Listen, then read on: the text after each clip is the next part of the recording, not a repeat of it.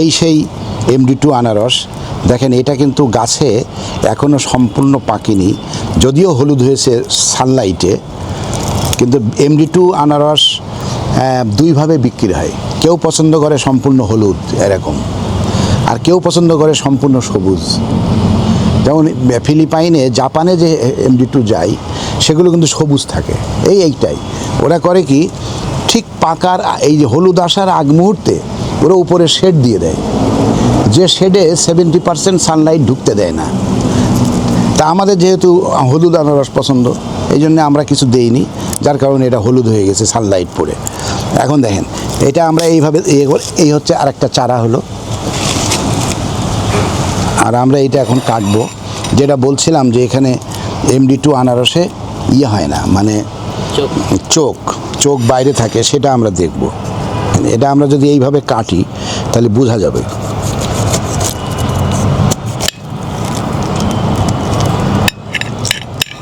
এই দেখেন দেখছেন, কোনো চোখ নাই, অর্থাৎ চোখগুলো সব সারফেসে, অর্থাৎ খোসা যখন কাটবো চোখ চলে যাবে। এটাই হচ্ছে এর বৈশিষ্ট্য, দেখছেন।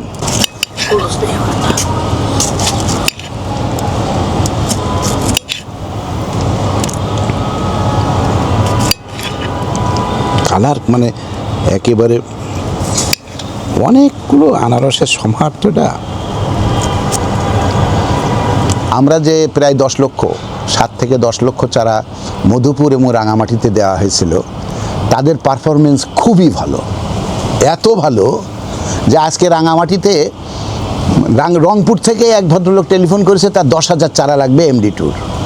তা আমি রাঙামাটিতে টেলিফোন করলাম, সে বলল যে অলরেডি তারা আবার রিপ্ল্যান্টেশন করে ফেলছে ওই চারা দিয়ে, তার কাছে 1,500 চারা আছে, 10,000 চারা নাই। তা আমি বললাম কত দাম নেওয়া? তা বলছে কমপক্ষে 40 টাকা এক একটা পিসের দাম নেবে চারার, কারণ যেহেতু তার আনারসগুলো এখন প্রতি পিসে 100 টাকা বিক্রি হয়। আমাদের দেশের আনারস বিক্রি হয় 30 টাকা, আর MD2 আনারস বাজারে বিক্রি হচ্ছে 100 টাকা। তাহলে দেখেন এর কোয়ালিটি অলরেডি মানুষ জেনে গেছে, যারা MD2 চেনে। এখন এই MD2 আমাদের যে চারা, সেগুলো তারা নিজেরা প্লান্টেশনে যাচ্ছে। যেমন সানোয়ার নামে আমাদের মধুপুরের এক চাষি, সে বড় বড় ক্ষেত করতেছে। তারপরে ওয়াজেদ নামে এক চাষি, দিলওয়ার নামে এক চাষি, তারা বড় বড় ক্ষেত করতেছে। তারপরে নুরুল হক নামে একজন চাষি, তার প্রায় 40 বিঘা আনারস করেছে।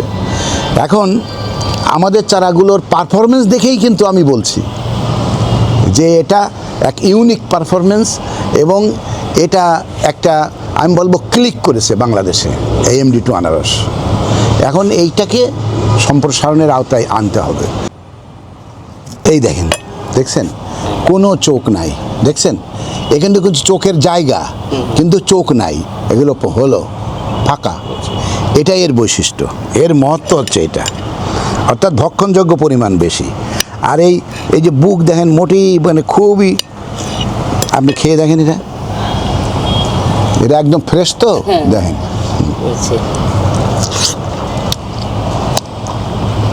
তীক্ষ্ণ টক মিষ্টি একটা blending of sweet and sour, মানে এমন যে আপনাকে আকর্ষণ করবে, এবং রসালো।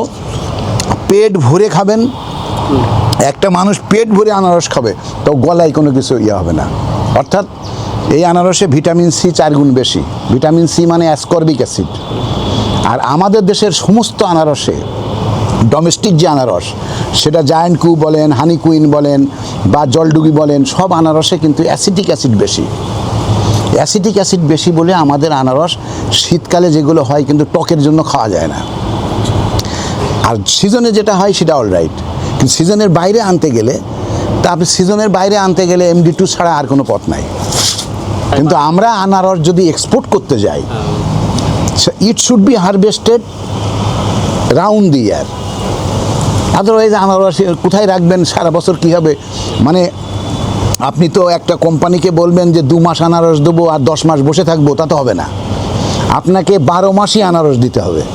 তা 12 মাস দিতে গেলে আমরা বলতে পারি যে আমরা যদি প্রতি সপ্তাহে একটা করে কন্টেনার পাঠাই, বা প্রতি সপ্তাহে যদি আমরা 2টো করে কন্টেনার পাঠাই, তাহলে 52 সপ্তাহে আমরা হারভেস্ট করব।